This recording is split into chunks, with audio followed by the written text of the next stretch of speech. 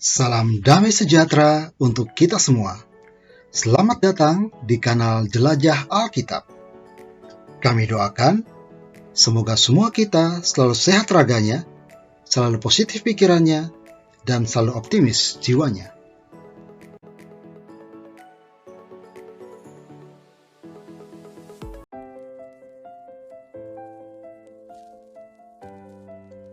Sahabat Jelajah Alkitab, jika kita terbiasa membaca kitab suci Perjanjian Lama sampai Perjanjian Baru, di situ kita bisa menemukan bahwa Alkitab tidak hanya menulis tentang karya-karya besar Allah terhadap manusia, bagaimana tanggapan manusia terhadap karya keselamatan Allah, tetapi juga kita bisa melihat bahwa di dalamnya terdapat cerita-cerita yang terkait dengan kehidupan binatang, terkait dengan binatang.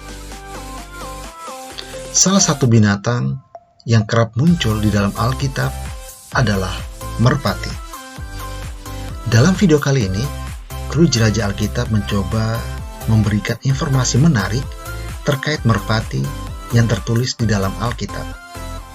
Berikut 5 hal menarik tentang merpati di dalam Alkitab. Apa saja itu? Ayo kita sama-sama jelajah Alkitab dan temukan jawabannya. Sahabat jelajah Alkitab, hal menarik pertama terkait dengan merpati adalah merpati ini merupakan hewan persembahan untuk orang miskin.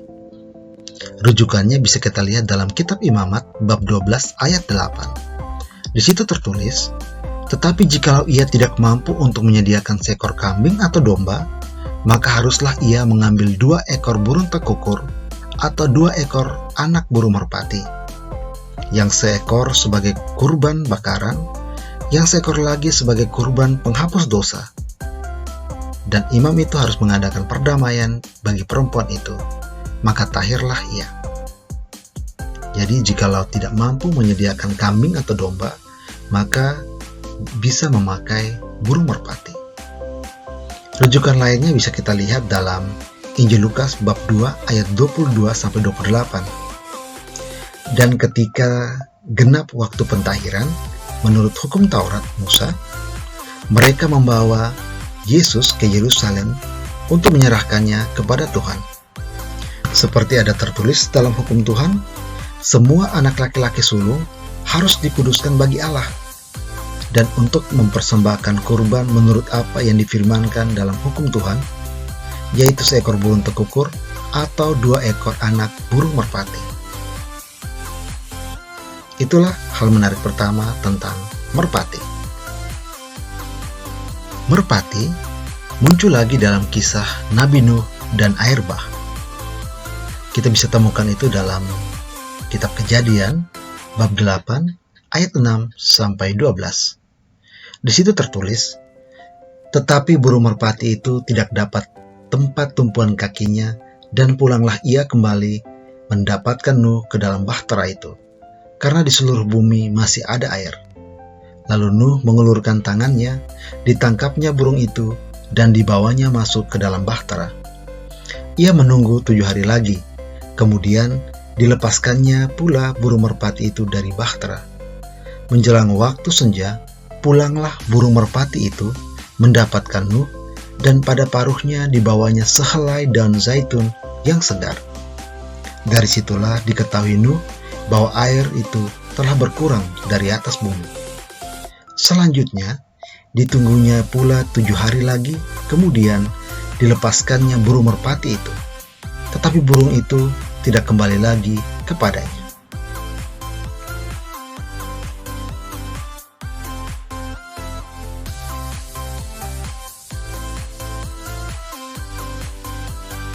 Kisah tentang merpati muncul lagi dalam kaitan dengan Tuhan Yesus. Yesus marah karena orang menjual merpati di bait Allah. Rujukannya bisa kita lihat dalam Injil Matius bab 21 ayat 12, atau Injil Markus bab 11 ayat 15, atau Yohanes bab 2 ayat 14-16. Dalam Matius bab 21 ayat 12 tertulis, "Lalu Yesus masuk ke bait Allah dan mengusir semua orang yang berjual beli di halaman bait Allah. Ia membalik meja-meja penukar uang dan bangku-bangku pedagang merpati. Hal berikutnya yang menarik dari merpati adalah ketika merpati muncul dalam kisah pembaptisan Tuhan Yesus. Di situ merpati hadir sebagai simbol Roh Kudus.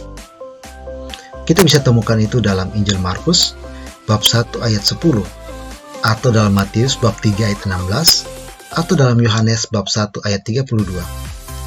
Dalam Markus bab 1 ayat 10 tertulis, pada saat Yesus keluar dari air, ia melihat langit terkoyak dan Roh Kudus seperti burung merpati turun ke atasnya.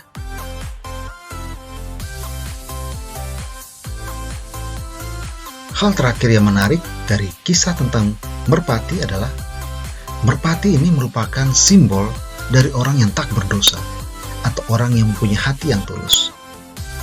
Rujukannya bisa kita lihat dalam Injil Matius bab 10 ayat 16.